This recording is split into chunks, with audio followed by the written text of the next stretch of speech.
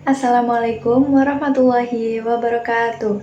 Halo teman-teman, sebelumnya perkenalkan nama saya Nani Kristiana dari kelas 10 TM2. Saya akan membacakan teks biografi tentang Raden Ajeng Kartini.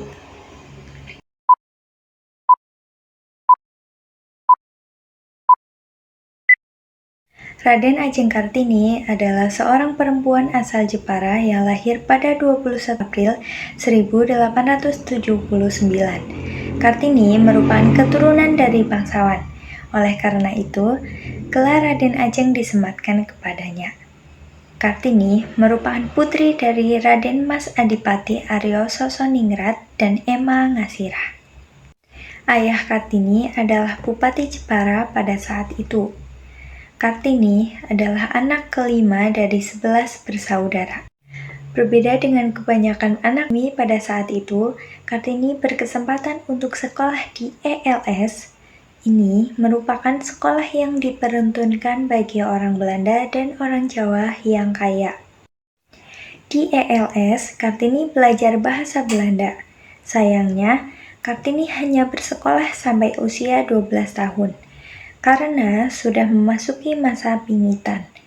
Dulu ada tradisi wanita Jawa harus dipingit dan ditinggal di rumah. Karena belajar bahasa Belanda di ELS, R.A. Kartini bisa membaca dan menulis bahasa Belanda. Selama dipingit, ia belajar sendiri membuat dan berkirim surat dengan teman-temannya dari Belanda. Salah satunya adalah Rosa Abedanon. Kartini juga membaca banyak buku, surat kabar, dan majalah Eropa. Seperti istilah buku adalah jendela dunia, Kartini jadi tahu cara berpikir perempuan Eropa yang lebih maju dan bebas dibandingkan perempuan pribumi pada kala itu. Dari banyaknya buku, surat kabar, dan majalah yang ia baca, membuatnya berpikir untuk memajukan perempuan pribumi. Karena di masa itu, perempuan pribumi tertinggal jauh dan memiliki status atau stratifikasi sosial yang rendah.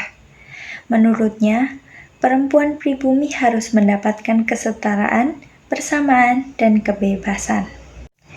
Karena sedang dipingit, tidak banyak yang bisa dilakukan oleh Kartini, tetapi surat-surat yang ditulisnya menjadi salah satu bentuk perjuangannya. Ia menulis terkait gagasan-gagasannya mengenai emansipasi perempuan. Kartini menulis penderitaan perempuan Jawa seperti harus dipingit, tidak bebas dalam menuntut ilmu, dan adanya adat yang mengekang kebebasan perempuan. Pada tahun 1903, Kartini menikah dengan KRM Adipati Aryo Singgih Jojodiningrat yang merupakan Bupati Rembang saat itu. Karena sudah menikah, gelar Raden Ajeng yang dimiliki Kartini berubah menjadi Raden Ayu. Meskipun sudah menjadi seorang istri, Kartini tetap ingin melanjutkan cita-citanya memperjuangkan kesetaraan perempuan dan menjadi guru. Suami Kartini mendukung dan memberi kebebasan terhadap cita-citanya. Salah satu bentuk dukungannya adalah dengan mendirikan sekolah wanita di timur pintu gerbang perkantoran Rembang. Setahun setelah menikah, R.A. Kartini dikaruniai seorang anak laki-laki bernama Soesalit Jojodiningrat yang lahir pada 13 September 1904. Sayangnya, 4 hari setelah melahirkan, Kartini menghembuskan nafas terakhirnya. Ia meninggal di usia 25 tahun dan dimakamkan di Desa Bulu, Kabupaten Rembang. Berkat kegigihan Kartini, pada tahun 1912 berdirilah Sekolah Kartini oleh Yayasan Kartini.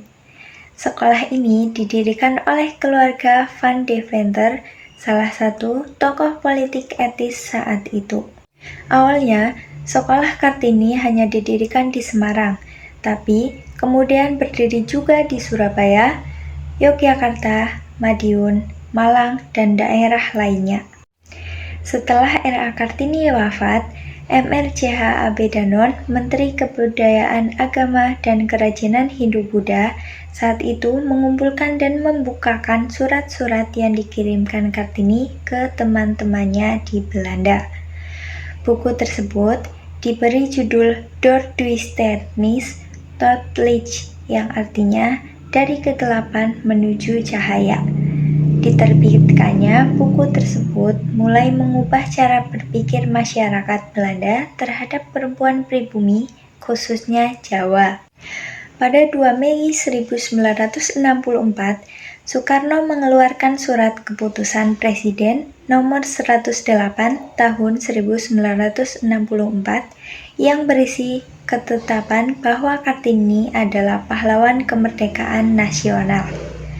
Soekarno juga menetapkan 21 April sebagai Hari Kartini yang kita peringati setiap tahunnya sampai sekarang.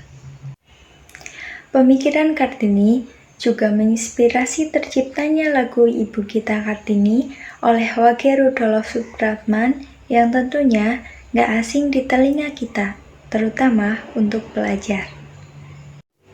Sekian teks biografi yang saya bacakan dari Raden Ajeng Kartini. Mohon maaf jika ada kesalahan. Wassalamualaikum warahmatullahi wabarakatuh.